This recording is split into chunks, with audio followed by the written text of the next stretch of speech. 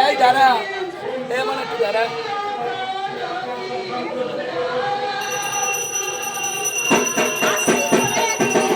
সবার সব একে তাড়াতাড়ি পূরণ হবে আমি দাদার কাজটা করে নিয়ে আমি যাবো তোর বাড়িটা ঠিক হয়ে যাক আমি যাবো তুমি যা বাড়িতে চলে আসুক আমি ঠিক যাবো যদি যার বাড়ি না থাকে আমি গিয়ে কি করবো বাড়ি থেকে আমি পা দেবো উদ্ধার হবে উদ্ধার হবে মেয়ের নাকি হ্যাঁ যজ্ঞের পরে